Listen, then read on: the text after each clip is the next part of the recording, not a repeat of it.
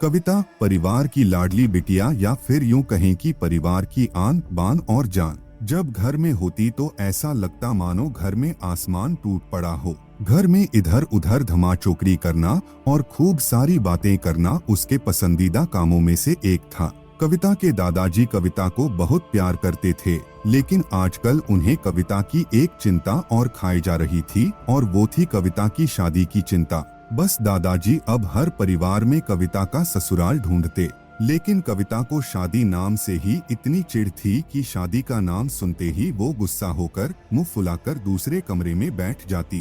खैर, थोड़ी देर में उसका गुस्सा खुद ब खुद उतर जाता और वो वापस अपनी धमाचोकरी में व्यस्त हो जाती।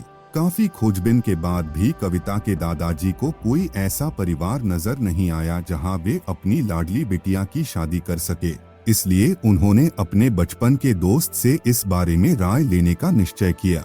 बस फिर क्या था, वे अपने दोस्त राय बहादुर से मिलने बरेली की ओर निकल पड़े।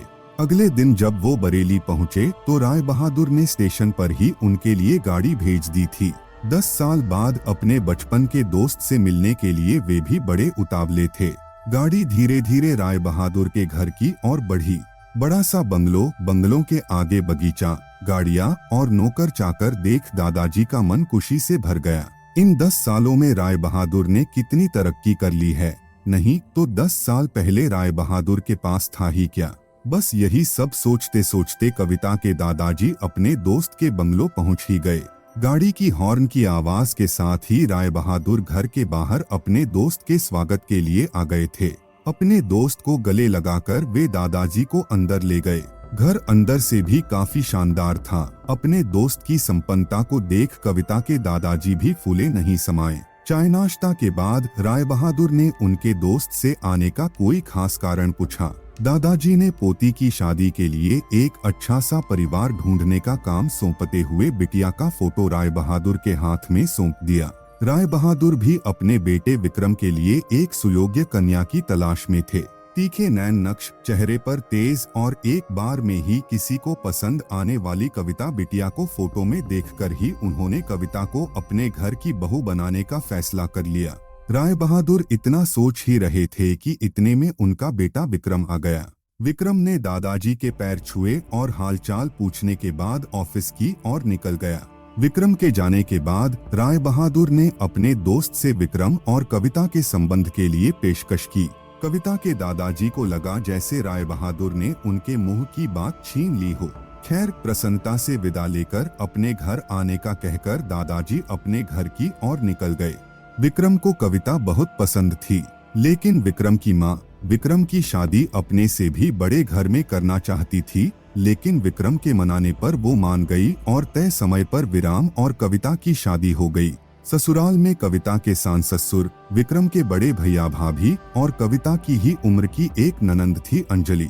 अपनी सादगी और सबका अच्छे से ख्याल रखने के कारण कविता ने घर में सबके दिलों में जगह बना ली। लेकिन अपनी तमाम कोशिशों के बावजूद अपनी सासू माँ का प्यार पाने में असफल रही। वो कविता के हर काम में कुछ ना कुछ गलती निकाल ही देती थी। अपनी शादी की रात को ही विक्रम ने कविता से साफ साफ कह दिया था कि घर के किसी भी मामले में मैं बिल्कुल नहीं बोलूंगा। ना तो मैं किसी बात पर माँ से बहस करूंगा और ना ही तुम्हारा साथ दूंगा। तुम्हें अपनी समझदारी से ही काम लेना होगा। लेकिन कविता की लाख कोशिशों के बावजूद भी सासू माँ के व्यवहार में कोई परिवर्तन नहीं आ रहा था। कविता की ननद जरूर उसकी माँ से कविता भाभी के प्रति इस तरह के व्यवहार पर उलझ जाती, लेकिन इससे भी केवल बात बढ़ने के अलावा कुछ नहीं होता। इसी तरह करीब 1 साल निकल गया। कविता और विक्रम को जुड़वा बेटियां हुई। ये समय कविता के लिए अग्नि परीक्षा का समय था। कविता का दर्द कविता के लिए आंसू बन गया था। ससुराल में कविता को संभालने वाला कोई नहीं था और विक्रम और उनके पापा ने कविता को अपने मायके भेजने के लिए पहले ही मना कर दिया था। एक दिन अंजलि कॉलेज से आई तो उसने सभी को कॉलेज के सालाना कार्यक्रम में आने के लिए कहा और ये भी कहा कि कॉलेज में उसकी भी 2 प्रस्तुतियां हैं, इसलिए आप सभी का चलना बहुत जरूरी है। खैर, ना चाहते हुए भी कविता को अपनी दोनों जुड़वा बेटियों के साथ अंजलि के कॉलेज जाना पड़ा। कार्यक्रम की शुरुआत में गीत संगीत की कई प्रस्तुतियां हुई। उसके बाद मॉडलिंग राउंड शुरू हुआ। दर्शकों ने तालियों के साथ सभी का उत्साहवर्धन किया। मॉडलिंग में अंजलि ने भी हिस्सा लिया था। आखिरी राउंड में अंजलि के साथ 4 और लड़कियों को सिलेक्ट किया गया, जहां सभी से जज द्वारा एक एक सवाल पूछकर विजेता घोषित करना था। सवाल जवाब का दौर शुरू हुआ।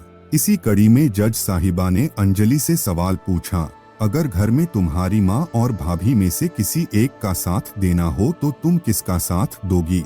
पूरे सदन में खामोशी छाई थी। सभी अंजलि के जवाब की प्रतीक्षा कर रहे थे। तभी अंजलि ने थोड़ा आगे बढ़कर कहा, अगर भाभी सही हो तो अपनी भाभी का। जज साहिबा ने आगे पूछा, क्यों?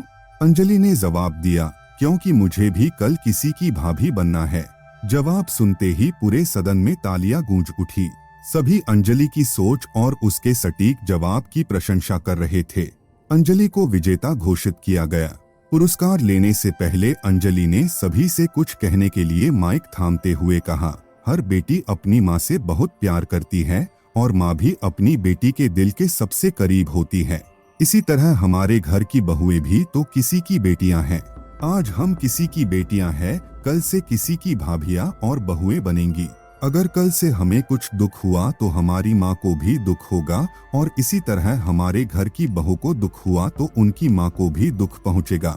और इस दुनिया में किसी भी इंसान को किसी की भी माँ को दुख पहुँचाने का कोई हक नहीं है। इसीलिए हर सांस अपनी बहू को अपनी बेटी समझे तो आगे चलकर उनकी बेटी भी खुश रहेगी।